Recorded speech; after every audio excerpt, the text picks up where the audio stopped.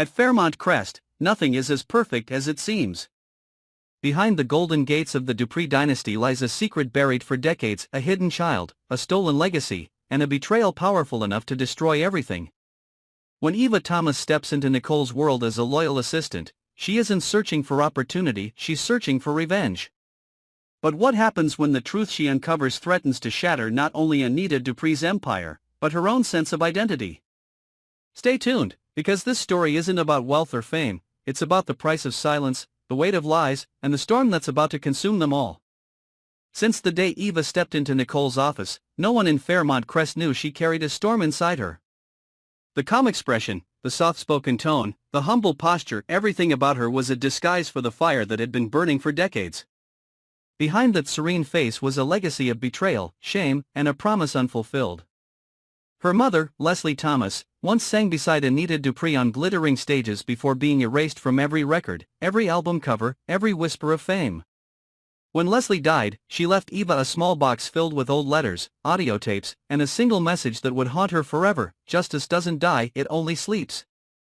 Eva read that line again and again until she realized that justice doesn't wake up on its own. Someone has to wake it. And that someone was her.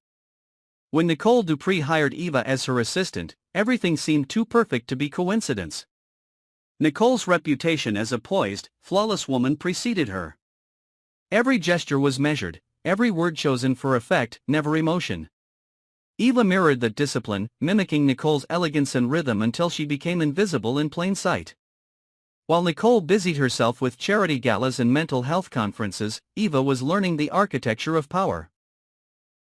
Who signed what, who lied when, and how the walls of Dupree's influence were built.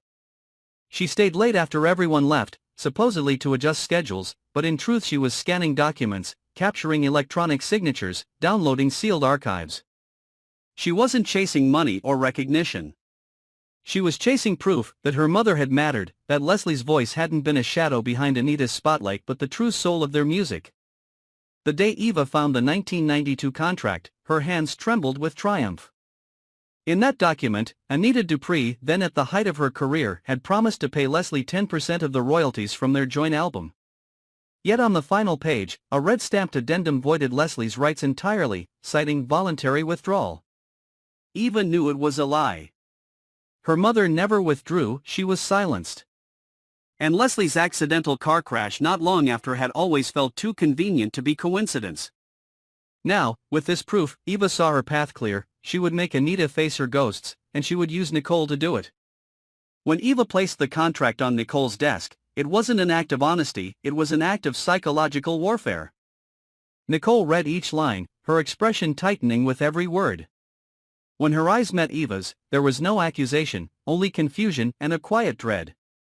For the first time, Nicole felt the foundations of her family shift. She had heard the rumors about Anita's past, an unnamed collaborator erased from an album, a mysterious disappearance before a major tour, but she'd never believed them. Anita had always presented herself as a woman of dignity, the matriarch who built her legacy through resilience and sacrifice. Now, that image cracked like glass, and through the fissure, Nicole saw something ugly in human: fear, ambition, betrayal. From that day, Nicole couldn't look at her mother the same way. Each morning, when Anita descended the grand staircase of the Dupree mansion, Nicole saw not a legend, but a monument carved out of lies.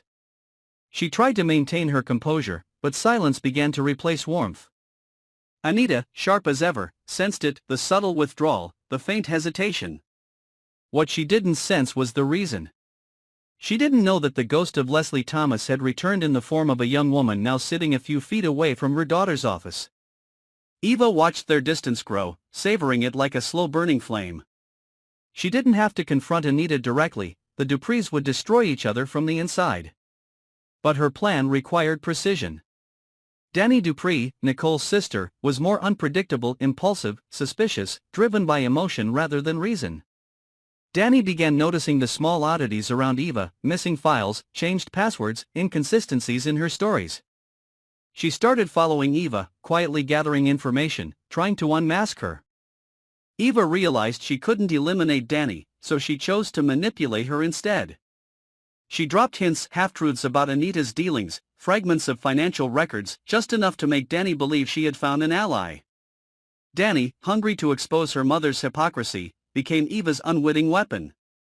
Nicole, meanwhile, was unraveling. The more she thought about the contract, the more she questioned everything she'd been taught. How many of Anita's triumphs had been stolen from others? How many people had she crushed to preserve her crown? Nicole's conscience became her battlefield. She knew that if she went public with this truth, her family's empire would collapse. Every award, every donation, every carefully curated image would turn to ash. But silence felt just as poisonous. She couldn't worship a woman who might have built her fame on another's suffering. Anita, unaware of the document but deeply aware of the tension, began her own quiet counterattack. She called in old lawyers, erased digital archives, paid visits to retired producers. Yet every step she took only confirmed her fear: someone had reopened the past. She had buried Leslie Thomas once, both literally and figuratively, and now the earth itself seemed to be rejecting the grave. At night, when she faced her reflection, she saw not the proud artist she used to be but the ruthless survivor she had become. Her mind whispered questions she couldn't silence. Had she been justified in what she'd done? Or had she simply sacrificed another woman's life for the sake of ambition? When Eva watched Anita from afar, she didn't see remorse, she saw arrogance, the same cold indifference that once drove Leslie into despair. That sight fueled her vengeance. Yet deep within her, a different emotion began to stir. Working beside Nicole had changed her in ways she hadn't anticipated. Nicole's compassion, her devotion to helping others, reminded Eva of the person her mother once was before betrayal hardened her. There were moments, fleeting but real, when Eva doubted her mission. But doubt, she told herself, was weakness. Compassion was the trap that had destroyed Leslie. Eva would not repeat her mother's mistake. Still, the emotional toll was undeniable. Each night, Eva replayed her recordings, the voices of Anita and Leslie echoing through her mind, one commanding, the other pleading. She began to realize that revenge had become her only language, the only way she knew how to love her mother. Yet what would happen if she succeeded? If Anita truly fell, would that bring peace or just another void? Meanwhile, Anita's memories started betraying her. She remembered the final argument with Leslie, the night everything ended. Leslie had begged her for fairness, for acknowledgement, for a small share of the dream they built together. Anita's refusal had not come from cruelty alone, it came from fear. Fear that sharing credit would mean losing control, losing the power she had fought for in a world that never forgave weakness. And now, as she looked at Eva's face, those same eyes, that same defiance, she saw the reflection of the woman she had once silenced. For the first time, Anita wondered if she was looking into the eyes of her own blood. The walls of the Dupree mansion seemed to close in with each passing day.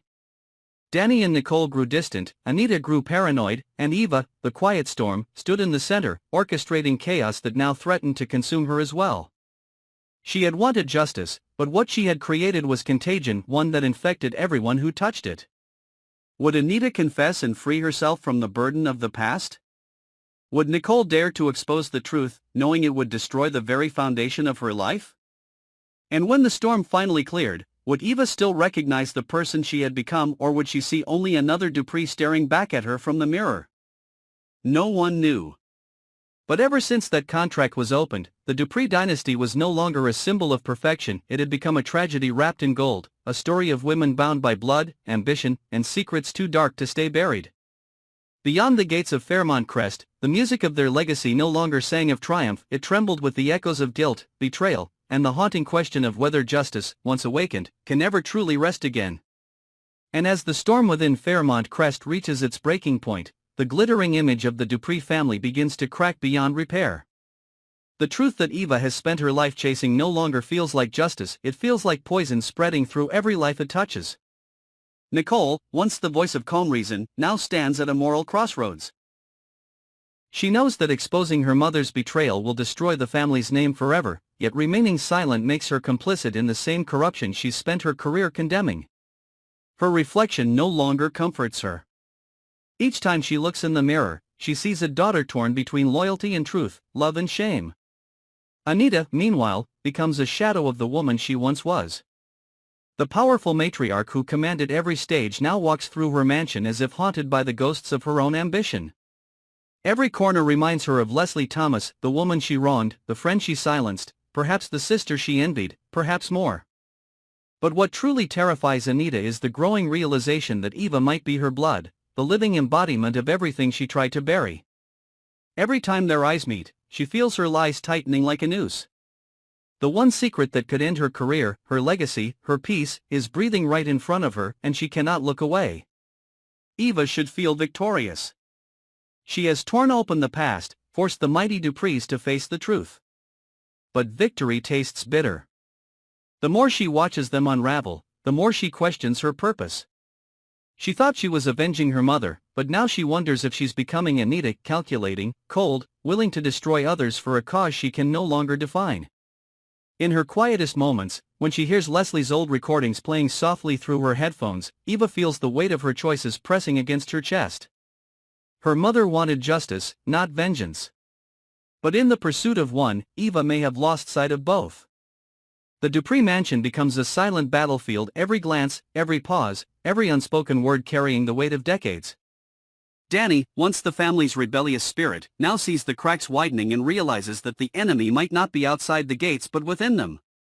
She senses that something much darker than betrayal is at play. A generational curse of ambition and guilt that no one can escape. The empire their ancestors built on fame and pride is collapsing under the one thing they cannot control, the truth.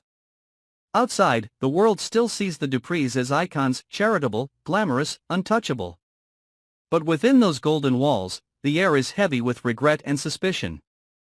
Anita retreats to her private studio, replaying her old songs, her voice trembling with memories she can no longer run from.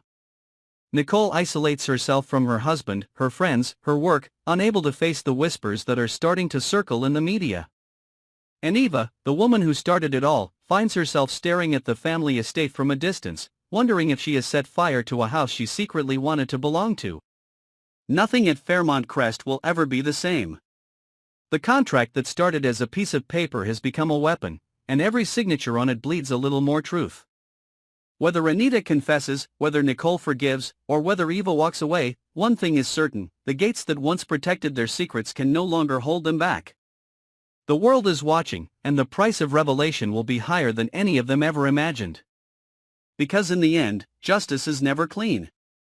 It burns, it consumes, and it leaves behind only ashes, and somewhere in those ashes, between love and hate, mother and daughter, truth and ruin, lies the question that will haunt them all: was it worth it?